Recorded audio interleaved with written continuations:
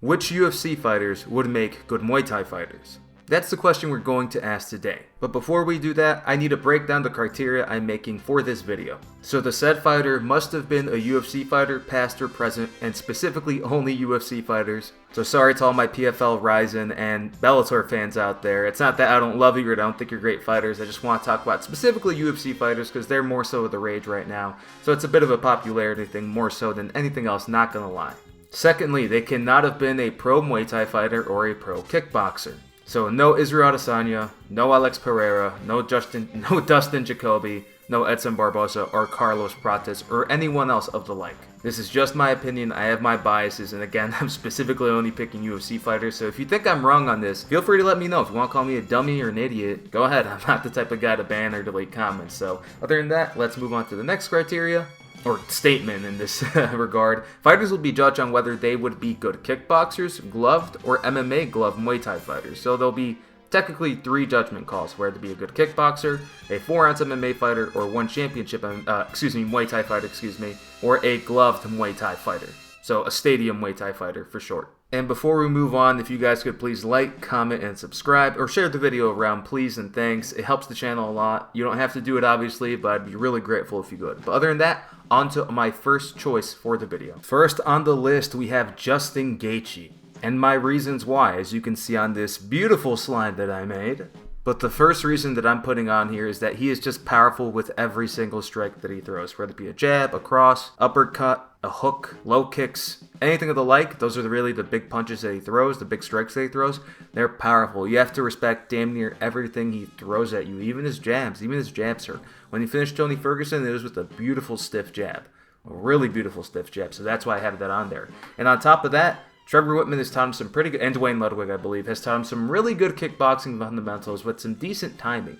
He's looked very good in a lot of his fights, and even in this fight with Max Holloway, a fight where he got thoroughly dominated, he was able to time some very good punches, specifically with this cross and overhand right on Max Holloway. So he has very good kickboxing fundamentals, and he's developed a very solid timing game when it comes to his punches specifically, especially the uppercut and the cross and the overhand. Really good with his rear hand. His striking style is very simple and very effective. A lot of 1-2-3s, a low kicking style, very Ramon Deckers. Very Ramon Deckers with that style. I think if Justin Gaethje were to ever do kickboxing, he would be, or Muay Thai specifically, which is why I picked him there, as you can see. I don't think he'd be a great kickboxer, but I think he would do phenomenally in 1 championship Muay Thai. And I think he'd do great in the stadium scene too, because of his power. So because of that effective style, good uppercuts, good timing, I think he would be very Ramon Deckers-like if he were to become a Muay Thai fighter. Just a powerhouse, good technician, all action, finishing most of his opponents. I think they'd be very good as a Muay Thai fighter, especially in 1 championship. And thankfully, although he does occasionally revert to it though, he has abandoned that brawling style from that World Series of Fighting / PFL days and the early UFC when he got slept twice by Poirier and Eddie Alvarez and really reinvented himself, starting off that big old win streak against James Vick that then capped off with that win against Tony Ferguson that got him that interim belt he's holding in this photo. And I'm a Tony lover, so I was very sad about that. And also another thing that people do talk about, but it is relevant in this, is that he is very good at recovering from injury. Kind of Tyson Fury-esque, where if you hurt him, unless you put him down, he's going to actually probably recover fairly well. The only times hasn't recovered well from getting dropped or hurt is in the Dustin Poirier fight, where Dustin Poirier was able to just continuously put it on him. But in fights like Tony Ferguson, Michael Johnson, even Max Holloway, before he put him asleep, he was able to recover well from big strikes that normally would put other people away, especially from that insane uppercut Tony landed on him where he damn near fell on his face, but then caught himself and recovered damn near instantly. It was insane. So, because of all these factors, I think he would, as I've said before, I think he would be a great 4-ounce Muay Thai fighter, a very good glove Muay Thai fighter. However, I think his style, especially in Glory Kickboxing, in their featherweight division, I don't think there's anyone he beats there, man. If we were to watch the Rise Featherweight Grand Prix with Glory, there's no one there, or even outside of the rankings, who I think Justin beats. I don't think Justin would make a good kickboxer, because everyone there is going to have a lot of the fundamentals that he has. The thing that people, especially MMA fans, say is that, oh yeah, man, MMA is developing so well that they can do all those sports. Look at these guys that do okay in boxing, like Clay Collard or even Francis Ngannou against Tyson Fury. those are exceptions, man. It's just not the case. No matter how good you're going to be, MMA fighters go into other people's combat sports because 1, they're brave, 2, they want money, and 3, they're willing to challenge themselves. That's why MMA fighters are, in my opinion, the most fun to watch. But that's beside the point. I just don't think he'd be a good kickboxer. Everyone else in kickboxing would have excellent fundamentals and things that he has too, and do them better. Dude, like, I think Brajan Paposhi would smoke Justin Gaethje. Chick Musa would smoke Justin Gaethje. Abraham Videlas would smoke Justin Gaethje. It's nothing against him. He's obviously an MMA fighter. However, in one championship, I could think if he showed up, especially with these Thai fighters who, although they're excellent kickers, they have weaknesses. If Justin timed an uppercut on that guy, if he timed Tawan Chai, he could put him asleep. I think if he timed Tawan Chai. However, Tawan Chai would probably try to break his right arm like he did against David Carria. So it's one of those things where it's like, it would take him a couple of years to get good, and he's already like 34. But this is if we're in Magic Land, where he starts off at 20. Same thing with the glove Muay Thai scene. I think his low kicks would be killer, man. He's got that Dan Henderson density to him. And because of that, I think he would do good in glove Muay Thai. If he developed a really, really, really good inside and low kicking game, I think he would chew through people's legs amazingly. Like Rafi Boa kind of did with his awesome low kicking game. But anyway, that's what I have to say about Justin Gaethje. He's the first pick so far. Let's move on to the next.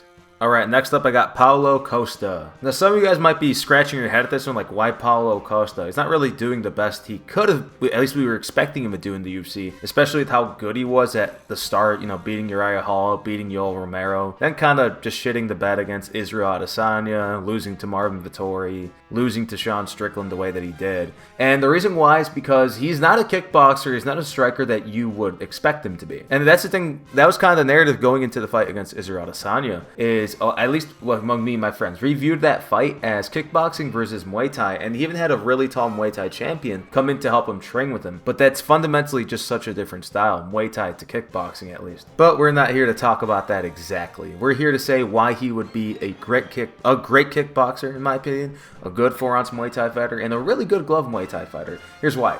His kicking game is really underrated. A lot of people don't realize how good of a kicker he is. He has great low kicks, excellent body kicks, good head kicks, good spin kicks. He almost KO'd Robert Whittaker with that head kick.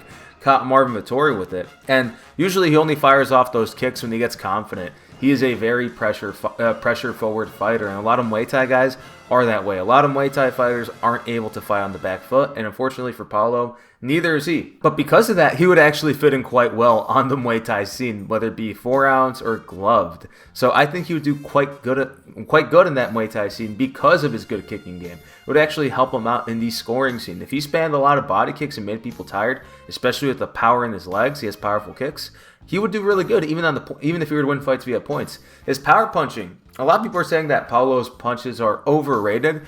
That's just not the case. The case with Paulo Costa in terms of his power punching is that he has midget T-Rex arms. He has really short arms. So he's not very good with jabs and crosses. A lot of the times when he finishes people, he gets them real close and he throws a lot of hits with the body. Maybe throws a knee here and there, but he pretty much pummels the body, quite literally Rocky style, hooks, uppercuts to the body, and that's what he did against Yoel Romero. That's what he tried to do against Whittaker, but he just wasn't able to do it. If he's not able to get in and punish your body, hook you to the head and all that, he just won't do well. Again, he did well against Yoel Romero because Yoel welcomed that fight.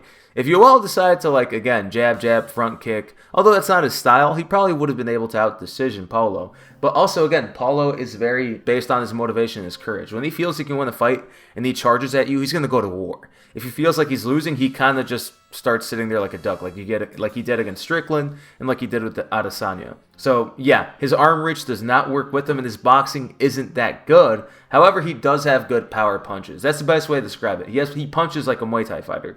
Big punches, not big on combinations, but good power, and he's more of a hooker as opposed to a straight puncher. So, not good boxing, but very powerful punches that have worked for him in MMA and got him ranked. So you can't hate on it there. He just needs to clean it up a bit and know how to use it more and understand his range a little better. However, that would help him a lot, and I mean a lot, on the Muay Thai scene. And again, like I said before, when fighting ugly, he finds the most success. If he can make a fight a brawl, he can win. And he usually does win in brawls. He was able to beat Yoel Romero and eat Yoel's best shots because he himself has an insane chin.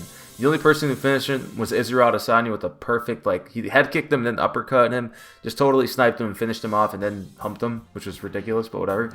But yeah, when he can make fights ugly, dude, he wins. He does really well. When he makes fights ugly, it's just, one, fun to watch, and two, he knows how to win. So weirdly enough, he's not as technical as you might be. And because of that, a lot of 1-4-ounce Muay Thai fights are absolutely that. They're totally ugly, but they're so violent. It's like watching bare knuckle, and it's awesome. And I think he would do wonderful in that scene. And also, like I said before, he is the most Muay Thai style middleweight in the UFC that is not a Thai fighter. He fights Muay Thai style, and because of that, I think it would transition well to kickboxing because he'd be a good kicker and because he'd be a good pressure fighter. Again, he would just have to clean up the range, maybe throw in some front kicks, throw in some middle kicks, use the athleticism a little more because he is such a freak athlete. Just look at the dude. Paulo Costa is a freak. He is the biggest middleweight I have seen in a while, and if he were to go to like glory, he would be bigger than like the likes of Bahram. He'd be bigger than freaking Bahram, the Azerbaijani Panther. He'd be bigger than Doji Abena, who's the lightweight heavyweight champion. He is just a big freaking dude who has the ability to cut a lot. The same way Johnny Hendricks and Matt Hughes and a couple of others cut like 30 pounds overnight.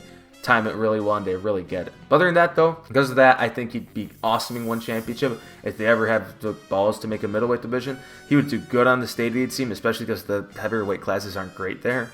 I can see Paulo easily winning a WBC Muay Thai world title. And kickboxing is where he'd struggle the most with because I think the best competition in the upper weight classes is there too, especially at middleweight. But I think if he really, really adjusted his boxing ability, he would fit right in, and he would probably find himself somewhere, probably at the bottom of the top 10 of the glory middleweight division, or maybe in light heavyweight division if he decided to bulk up. But man, he's a freak. But other than that, on to the next fighter. All right, next up we got Leon Rocky Edwards, or Peon Edwards, or Edward Scissorhands. Well, at least according to Colbitch Bummington, the worst fighter at welterweight, in my opinion. Sorry, Colby fans, I'm just not a fan of him. And I don't think he's very good either. But that's beside the point. He also wouldn't do good in Muay Thai. But he's a grappler, so he can't be on the list. Anyway, as I was saying, so the reasons why I think Leon would do very good in kickboxing, maybe not 4-ounce MMA, but I think he would do very good in glove Muay Thai, go as such. He has actually a very good kickboxing style. What I mean by that is his boxing is rudimentary, his kicking game is rudimentary. However, it is kickboxing style in the sense that Leon's boxing is decent. It's actually not bad. He knows how to mix it up a bit well. He changes levels, he has feints, he can kick low, middle, and high well with the rear leg, has an okay switch kick. He has a decent kickboxing-oriented style.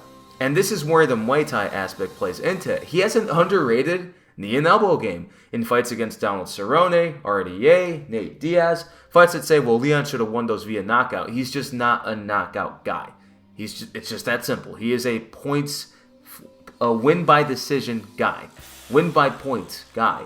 It's not exciting, but if fighting is a meritocracy, it deserves to win. And if it deserves to win, you get a world title like Leon eventually won for striking, and Bilal Muhammad took off of him for grappling in the exact same way.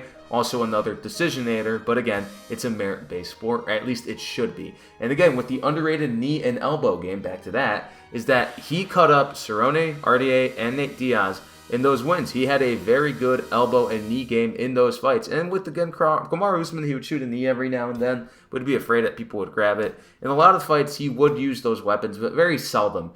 Meaning he has them, he's just afraid of using them, because when you get that close to elbow and knee, you're kind of baiting someone to take you down. And Leon, although he did get better at the grappling later on, he still was tentative with them. Beside the point, though, I think that ties into gloved Muay Thai, not 4-ounce Muay Thai.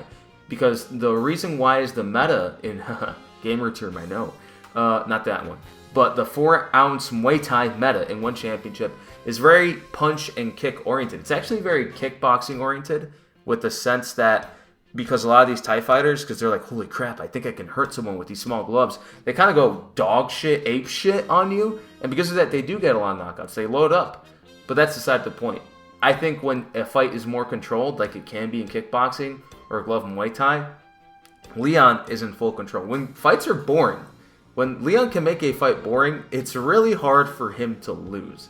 And again, on top of that, he has very good timing and very good reads. Like with, again, famously with Kamaru Usman, he read him like a book, and he did it in a horrible moment. He was down 3-1, faked the cross, slept him with a high kick. excellent with the read. Same thing with Colby. When he was able to time Colby's leg kick Colby very well. Every time Colby would take a step forward, he'd kick the leg, reset, kick the leg, reset. Has a very good understanding of rhythm and range, despite the fact that he's usually not the type of guy that can get a knockout shot with them. However, he can break your rhythm and can really reset a fight with it. And also, because like I said before, excellent range attacks, excellent low kicker, decent head kicks, mostly a range kick guy, decent front kicks too. Overall, just very solid on the outside. If you're at bay with him, you usually have to work to get inside to catch him with some shots. The way Bilal did with this boxing, because he's not very good on the back foot, much like a stadium Muay Thai fighter. So I think his style would go well with kickboxing with the big gloves because he'd have more ways to defend himself and he would be more inclined to go forward and probably open up a bit because of those big gloves. 4-ounce Muay Thai, I don't think he'd do that good because although he's used to it, and you might think, oh, well, he'll just be more inclined to attack, right? He might use his elbows and knees more. I think because he's used to that slower pace of a fight that would be more common in a stadium Muay Thai bout, I think people would pressure him a lot and they would put him on the back foot, and he wouldn't do that well there. I think he would lose by points or even get dropped. I actually do think that. Well, if one ever decides to make, a proper middleweight or has more welterweight fighters, I think a Regian Ursel or a Alexei Nichols or a Frick Simpson even would probably put a beating on Leon in 4-ounce Muay Thai. However, in kickboxing and glove Muay Thai, I think he could probably not win because obviously he's a MMA fighter first. I think he could give him a good fight in Muay Thai. So his slow style wouldn't work for 4-ounce Muay Thai in my opinion. However, he could definitely make it work on the stadium scene or just in the other lesser regional scene with glove Muay Thai well, and he could also definitely make it work as a slow kickboxer. I mean, Rico Verhoeven was able to do it for 10 years now. Who's to say Leon couldn't pick up a win over Chico Quasi, although he probably can't, unfortunately. Chico's very good and also very awkward.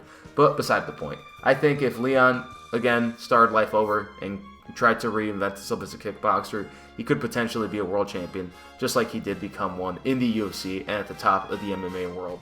Alright, we got Tony El Cucuy Ferguson. The title run starts right now in Muay Thai, but unfortunately not for Tony fanboys such as me. Now, the reasons why I think specifically prime Tony Ferguson, right? Because right now, old man Tony isn't really the best at anything. He's not doing well. It's just he's very much an athleticism-based fighter.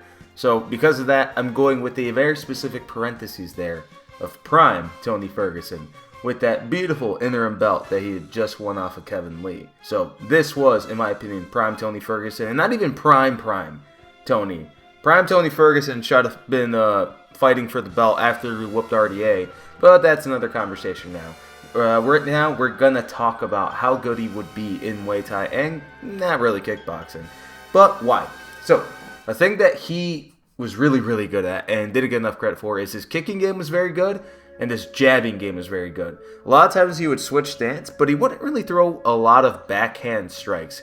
He would throw a lot of jabs. When he would throw with the backhand, he would mostly throw with the elbow. And with the front hand, he'd kind of do a back elbow. But he would throw a lot of jabs and rear teeps. And occasionally, he would do things like switch with the teeps like he did against Cowboy Cerrone. So he would very much like to use his length. He knew he was a long fighter. And again, he had a very, very good elbow game. Although he would primarily later in his career use it from the bottom, that elbow game from the guard. The fact that he had the awareness to use it at such a disadvantageous position is already a sign that he knows the idea of how to use the elbow game and the leverage of his arms. Because every time he hit someone with those elbows, they would bleed or he would hurt the man. And again, because of that, he had underrated power. He would wobble his opponents before he would sub them. A lot of his finishes were like that. Against Trujillo, he would sub them. He subbed them that way, dropped them, then subbed them. Edson dropped them, subbed them. Even when he fought Kevin Lee said that the reason why he got subbed is because of the downward elbows from Tony Ferguson, that they hurt him, and that allowed Tony to set up the armbar and then the triangle. And again, in a lot of these fights, Tony would wobble people and would famously drop people like Justin Gaethje, right? When he loaded up and kind of rogged out on the uppercut, he damn near one-punch KO'd him. But like I said before, Justin had incredible recovery power. So again, had a very, very underrated power game, I guess, or power in his fists and limbs. It's just he would kind of let back on it, kind of jump into things, throw very light for the sake of cardio and pace, which very much worked to his advantage in his youth when he was in that prime, when he was in his late 20s to early 30s to maybe 35.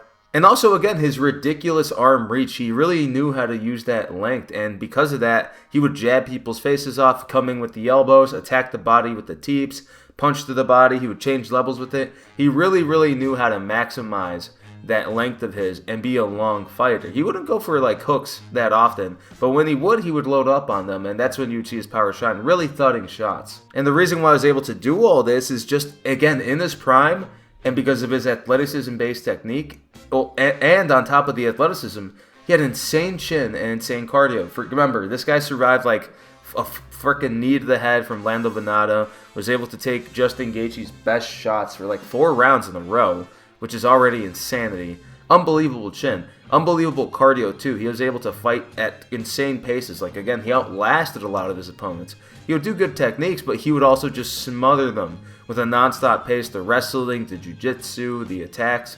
It was awesome. Because of that, I think if he were to be a come-forward, rangy fighter, Tony, I think, could have developed a really good knee game on top of his elbow game. So, again, decent punches, decent straight kicks, straight punches. He did have good round kicks and would throw head kicks every now and then. But again, that athleticism based, and if he really put like power into those punches, there's no one in the world in his prime that I think he can at least hurt. So again, Tony was very good at really good athleticism based, really good length, really good power, good understanding, really tricky with the sacks. And again, the thing that I forgot to mention here is that he had a really good spinning game. His spinning back elbows and the way he would do interesting attacks like cartwheel kicks and all that, and then the occasional Mortal Kombat Wing Chun leg sweep, I think would have really made him a menace in Muay Thai. However, I don't think he would have been a good in kickboxing if you were to start life over again and go to glory. His style, I think, would have been tailor-made for Muay Thai. I think 4-ounce Muay Thai, glove Muay Thai, he would do really good because of those things. Just a real athleticism-based fighter, like a Paulo Costa style, only instead of round kicks, he's front kick man. But however, for kickboxing, the crazy Wing Chun kind of Muay Thai style of Tony wouldn't have served him well in kickboxing. He wasn't fundamental enough, and that's another thing that, like, with people with good fundamentals, although they can be carried throughout most of their career, as they get older, if they don't have that set in stone in their head or in their abilities, it catches up to them, and then a young lion or a young fighter who is going to come up is going to take advantage of that. And again, like I put there before, athleticism-based style with power is a nightmare matchup for people with good fundamentals. So people who are fairly good athletes and have good fundamentals often lose to guys like Tony, lose to guys like Roy Jones, lose to guys like BJ Penn because they can quite literally break the rules quite a bit. However, as they get older, they tend to lose pretty brutally, like BJ Penn, like Roy Jones, and unfortunately, like my GOAT, Tony Ferguson. But however, again, in this prime, I think Tony would have been an absolute cheat code in Muay Thai, an absolute cheat code in one championship Muay Thai. I think he could be a 2-division champion, again, just based off of size, athleticism, and he's a large lightweight anyway, especially in his prime. However, I can't give him the nod in kickboxing. However, as in Muay Thai, I do believe Tony, El Kukui, T-Ferg, would have been a monster. Next up, we have Alexander Volkov, and in this image here, we have Bellator heavyweight champion Volkov, aka the sleeper heavyweight GOAT. But in all seriousness, Volkov has really found a way to just have another resurgence at heavyweight because he's a real student of the game. And despite his robbery loss to Ciryl Gane, a guy who thoroughly outstruck him in their first match, to now, in my opinion, convincingly beating him in the sequel match, that's pretty much why I think Alexander Volkov would be good at all 3 combat sports. I think he'd be a champion in all 3. And the main reason is his karate-style striking for heavyweight, a very underrated style in general. However, that style for heavyweight is very reminiscent of the likes of Semi Schilt, who had a very awkward stand-up karate style. It had a very heavy karate influence with a lot of snap kicks, jabs, crosses. Not very big on hooks, however, again, like with Tony Ferguson, but just not with the same level of athleticism. Very, very snappy, very, very straight with the attacks. And that's led to him having very, very good finishes over the likes of, like I said right here, Jairzinho Rozenstruik, Walt Harris, and a couple of others, and getting very good punches and also very good footwork. And again, very good timing and having good reads. And those knockouts of Jairzinho Rozenstruik, who was a very, very good kickboxer, had over 70 fights, most of them by knockout, and Walt Harris, who isn't an A-grade level win, but still a power puncher. He was able to perfectly time that cross and that snap kick to the stomach that finished the fight. So when it comes to the timing and reads and understand the opponent, and it's one of those things where like Alexander Volkov is really good at knowing when to strike and when his opportunities are present and when he should take them. And that goes to my next point. He is a very good student of martial arts. When he loses, he always comes back a changed fighter. When Curtis Blades basically wrestle fucked him, he came back and learned how to grapple a little bit better. He's still not the best grappler, he's still not a great grappler, but he now knows what to do on the ground other than just kind of lay there, which is kind of what he did against Curtis, even though he did catch him with big punches for every now and then. So he always transforms with every loss. Like, for example, and that's not just there, when he lost to Derek Lewis, right? When he got freaking slept by him, it made him a more talented fighter, but, like, again, he was beating the absolute dog shit out of Derek Lewis. However, that's what got him knocked out. So it's one of those things where he always changes and adjusts his style to his losses. He always learns a lot from his losses. And because of that, I think he would make a very, very good kickboxer and a very, very good Muay Thai fighter. Because although he isn't very good at adjusting mid-fight, he is very good at adjusting per loss. And of course, everyone in Muay Thai and kickboxing always ends up losing. So I could see him very quickly adapting to whatever his opponents do after a loss if he were to fight them again. And on top of that, his big-ass size. He's a huge guy. He's not semi-shilt big boy. I think he's 7 foot tall. He's 6'7". But that's still a massive, massive dude. And he uses his size very well. Doesn't impose it, per se, like, let's say, a Tyson Fury in boxing or in boxing.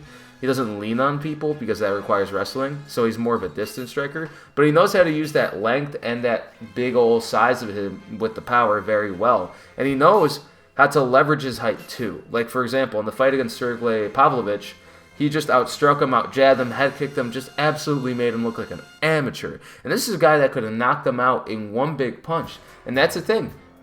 Alexander Volkov has a very good record against power punchers, or as I put them, power merchants. As in the UFC, a lot of the heavyweight power punchers are just that, power merchants. If they don't know how to get a knockout, then they kind of just lose the fight, like Tai Tuivasa, now Sergey Pavlovich, and a couple of others that I can't quite come to mind. Or Derek Lewis, how could I forget? So, yeah, it's one of those things where he knows how to deal with power punchers, and I think if he loses, he only really loses to the elite, like the Cyril Gans and, of course, the Tom Aspinalls. But that's MMA. If he got to play around with his style more in something like kickboxing, Muay Thai, or glove, or 4 ounce of Muay Thai, he would be a killer, man. I think if he were to fight someone like Roman Kriklia, he would do well. I think if he were to fight a Rico Verhoeven, he would do well. And whoever the gloved heavyweight Muay Thai champion of the world is, no one knows, because shockingly, no one cares about heavyweight Muay Thai, because Muay Thai is awful at marketing itself. But that's another topic for another day. But other than that, though, Volkov, excellent student of the game, good karate style, excellent straight punches and kicks, good at understanding his range, good at dealing with power punchers, and overall, an excellent stand-up martial artist that I think would allow him to succeed anywhere that he goes, at least in the world of kickboxing and Muay Thai. Next up, we got Calvin Kattar, the most underrated pick that I could have made. I think a lot of people forgot about Calvin Kattar because he's on a bit of a skid, 3-fight losing streak, kind of lost, in my opinion, a robbery to Josh Emmett, but that's neither here nor there. We're here to analyze the man's skills as a Thai fighter. And I think as a Thai fighter, he has a good chance at having success. If he were to vanish from the UFC and he were to pull a John Lineker and join one championship, I think he would do well. Probably not become a world champion because he doesn't have a great kicking game, but I think he'd do well, and here's why. Excellent boxing ability and arguably some of the best in the UFC. Now, maybe not be the best, as Max Holloway said, "I'm the best boxer." He's the one who said that, not me. So Calvin Kattar is up there as one of the best boxers in the UFC, up there with the likes of Ilia Topuria, Petr Yan, and of course, Max Holloway. So excellent boxing fundamentals, can box well technically, can also power punch, and can box off of the back foot. As he has a good amount of big punches and knockouts, moving backwards, like that famous elbow KO against Jeremy Stevens, and also a super sick uppercut knockout of Shane Burgos much earlier in his career, but still, even back then, he showed good signs of understanding timing and distance for his boxing, especially in MMA gloves. So when it comes to his arms, he's always had an awesome, very good elbow game and a good boxing ability. And he really showed off that elbow game is after he took that beatdown from Max Holloway, and he came back against Giga Chikadze, and that was a word for him, like, oh dang, is Giga just going to like catch him with that excellent switch kick that he calls the Giga kick and just knock him out like he did Cub Swanson, or what? How's this going to go? And Calvin fought a super good fight, wrestle-fucked him for the first round, even though he's not a grappler, and really tired him out, and then just dog-fought him with the Muay Thai style, spinning back elbow, big punches and kicks. Absolutely incredible fight. One of the best fights of that year, I think 2022, 2021. Awesome. Yeah, I think it was 2022. It was an awesome fight. And it really demonstrated his ability to elbow, spinning elbow, box well, grapple a bit. But again, he kind of is lacking on that kicking front. But hey, there's a lot of great Muay Thai fighters who were lackluster as kickers. It's about how you use it and how you make up for those weaknesses. And Calvin's been able to make up for those weaknesses. And for example, when he fought Zabit Magomedsharipov, although he was losing a lot of the fight, he was able to catch up, use the distance, really catch Zabit with big punches in that fight. And remember, that was supposed to be a 5-round fight, but then it got moved, I believe, to Moscow, and coincidentally, it got turned into a 3-round fight. Ooh, something that benefits Zabit, but that's a conspiracy, quote-unquote. Besides the point, excellent Muay Mat style, elbows, punches, forward pressure, also very durable, man. That beatdown from Max Holloway would have put anyone else away. Like, literally no one else, I think, has survived a beatdown from Max. Not even Justin Gaethje was able to survive a beatdown from Max, but Calvin Kattar is the one. And he took the worst beating from Max Holloway, which is crazy. So when it comes to that, Calvin's chin and his overall heart and his durability, and on top of his stamina, is just very underrated. A lot of people tend to forget that Calvin Kattar has an incredible chin. A lot of his knockout losses, like the one against Brendan Allen, was from an injury. So, and on top of that, he learns from his losses. So every time he loses, he always tries to adjust. Again, he can box. He can turn into a boxer, then turn into a kickboxer, and turn into a Muay Thai fighter. He knows how to adjust and slightly change his style per fight. And despite overall that limited MMA style, he can adjust to his opponents. For example, he fought Josh Emmett, Giga Chikadze, and Zabit all a little bit differently, and he fights everyone as his opponents a little differently. So he's able to adjust and game plan and try to fight their opponent, even if he loses, as well as he can. So he's not a one-trick pony, and he is a lot smarter than some people would give him credit for.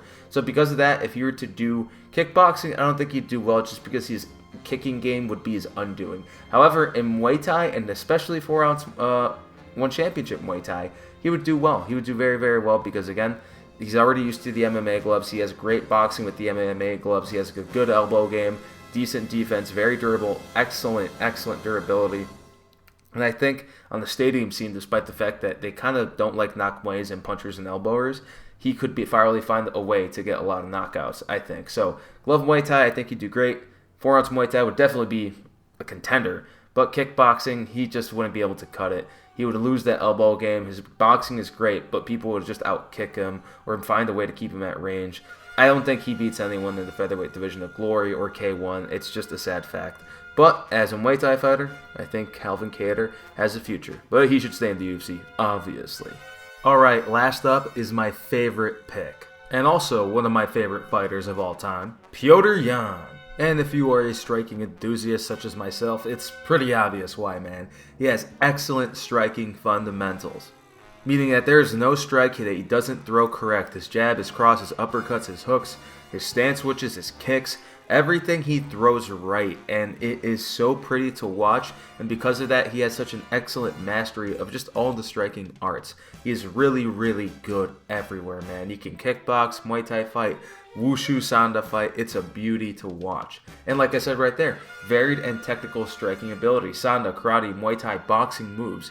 He's able to do all of these things, and he's able to do that in both stances fairly well. He's able to stay confident in both orthodox and the southpaw, and because of that, he is just such a massive threat to anyone, even if that person has an overwhelming size or power advantage, like we saw against Sean O'Malley. And that goes into the next point. He is able to create opportunities in fights. Like in that fight against Sean O'Malley, Sean had him hurt for a brief moment. What did Petr do? He quite literally switched stance, overhand right into a hook and a takedown, and just created an opportunity. He's like, all right, cool. If Sean wants to do this, I'm going to give him a different look, recover, use this ability to just attack him back. A lot of people, when they get hit with a big shot, They shell up to get away. Petr says, no, we're still going to strike. He's still able to have that Werthal second nature to strike beautifully. And that's my favorite example of him getting himself out of a bad situation with still technical strikes. The only person that I've seen someone else do that in a long time is Rico Verhoeven in kickboxing, who I think when he got hurt by Jamal Ben Sadiq, he just switched stance and triple jabbed out of there. And that's one of those things where if a fighter can do that, man, you are dealing with an incredible striker. Someone whose fight IQ is off the charts, and not just a great fight IQ, but someone who's able to just stay focused in all moments. The only way you can beat these guys is by truly one-punch KOing them. And that's why, again, Petr Yan is able to create these opportunities with stance switches and feints, and a big, like we did with Davison Figueiredo, where he'd feint him and set up that uppercut trap that really hired him and kind of sit him down for a moment. He's really good at setting up feints and setting up traps, or like activating these moves at the right moment, like in the fight with Corey Sandhagen, when he was really throwing down with Corey Sandhagen, and he caught him off guard with that wheel kick that he threw beautifully, mind you. Again, it's a thing you wouldn't expect him to throw, because he's usually fairly fundamental, doesn't do things too crazy. Or that other time, again, another one, the first time he showed his crazy craftiness. Like with Uriah Faber. Uriah Faber is trying to pull out of the knee. What does Petr do? He turns it into a front snap kick, sleeps Uriah Faber. 41-year-old Uriah Faber, though, to give credit to Uriah. Retired after that, or seemingly so. And again, he can also, and that adds into the thing, he can vary strikes mid-exchange. All those things I just described, he's like, if he sees a slight motion or he thinks, all right, this punch isn't going to land the way it should, I'll extend the punch, make it something else. He knows how to adjust mid-fire fight, and that is an incredible thing to see. And just like his ability to learn mid-fight, he's a really good student of the game. He learns from his losses really well. Like, for example, after his loss against Merab Dvalishvili, in a fight where, again, he wasn't really MMA fighting Merab, he was cardio fighting Merab. Merab's fighting style is very much based on Merab's athleticism. Merab's a great Sambo fighter, has good Greco-Roman, good wrestling, decent BJJ. But it's one of those things where, like, when you fight a guy like him, he's really just using his cardio as a weapon. Kind of the way Tony Ferguson would do. And even someone like Jose Aldo or Max Holloway would do, where it's like this guy is just, he's using his God-given gifts, and that being Merab's athleticism and his cardio, against me. It's like, well, there's not much you can do other than try to knock him out. And because Petr isn't necessarily, although he's a great grappler and he's so improved, it's just one of those things where it's always going to put him at a disadvantage. It's truly a style matchup where he's dealing with a rare style. He's not fighting a technical fighter. He's fighting, as Merab Dvalishvili nickname says, a machine. That's beside the point. And again, because after that loss, he fought another super well-rounded guy, good gas tank, and very powerful, very young Song Yadong. He beat him pretty clearly after a scary first round where people were thinking he was washed, but that was just ring rust in my opinion. And then what does he do? Shoots incredible takedowns, outstrikes Song Yadong, outgrapples him even, and that guy's a great grappler too. So it's one of those things where it's like, Petr Yan is an excellent student of the game. A true martial artist, and despite the fact that he is the best striker in the UFC right now, and one of the best strikers, in my opinion, this is where I'm going to get some flack, in UFC history, I'm a bit of a Yan cell. If you ever heard that one before, that one's pretty funny. Petr Yan cells, Yan fanboy, because I just love his style. I used to hate him when he beat the crap out of Jose Aldo, but it's a given. He's just too damn good. And that was before Jose really found his foundations with his boxing. And again, that run, that 135, early on was slightly fraudulent in my opinion for Jose, but that's beside the point. Again, my opinions on Jose Aldo don't matter in this, but my final judgment on all these things that I just said, he would do good in kickboxing. He would do good in 4-ounce Muay Thai. He would do good in glove Muay Thai. In kickboxing, he would literally be top 5 in Rise. He would be top 5 in K1. He'd be top, well, Glory doesn't have a 135-pound division, but basically one championship, Glory, K1, all these major promotions for kickboxing and Muay Thai, especially in one championships, 135 Muay Thai. Imagine, like, dude, that's a dream matchup for me. John Lineker, who's like had this career resurgence in Muay Thai, if he fought Petr Yan for like a title shot against not Prajan Chai, I think it's Rodtank. No, 135-pound champion. I forget. Oh, Super Leg. How could I forget? Anyway, if he fought John Lineker in that, I think he would beat John Lineker because John Lineker would just wing punches at him because Petr Yan knows how to box and kickbox as opposed to most of the Muay Thai fighters in one championship who once you can't knee, elbow, jab, cross, very Muay Thai rudimentary, they lose because of that. Petr Yan is good everywhere striking-wise. He does not lose to power punchers per se. Again, if Sean O'Malley couldn't knock him out because, one, he's just so crafty, he's so good at his defense, and he knows how to put anyone in danger, he would do so well. In the stadium scene, he would do well. In 4-ounce Muay Thai, it's where he'd do best. And kickboxing, he would do well there too, because a lot of, especially at Rise and K1, where they have those lighter, that's where the premier lighter weight classes are, because kickboxing, unfortunately, isn't one's forte at the moment. I think he would do so well, especially since they have 6-ounce gloves there. The gloves over in Japan are actually smaller than they are in Glory. I believe Glory is 12 ounces, and K1 and Rise are 6-ounce. But don't quote me on that. I'll look that up later. But other than that, though, that's my final pick. That is my most definitive pick. Petr Yan is the best striker in combat sports today. I think if he wanted to be a boxer, although I don't think he'd be a good world champion, because at 135 there's just so many good guys, I think he'd be a top 10 fighter in all these promotions, WBC, WBA, IBF, WBO. I think he could win the Muay title. I think he could win an IBO title in boxing. But again, maybe that's just me chalking up Petr Yan striking too much. Again, kickboxing and boxing, they aren't quite the same thing, bladed stances and all, and that's just the first thing. But other than that, though, that's my choice. The best one out of all of them. And I love Petr Yan because he is the best. Hell yeah. Other than that, please be sure to like, comment, and subscribe. Share the video around if you like the video. Help this channel grow because I really want to grow Muay Thai and kickboxing in the greater culture today. And videos like this I think help out a lot. Pondering these questions, these fun little ideas like what this fighter would do in this sport. But if you like this sort of thing, please be sure to like and share the video around. Other than that though, thank you guys for watching and I hope you guys have a good rest of your day. Thank you guys and God bless.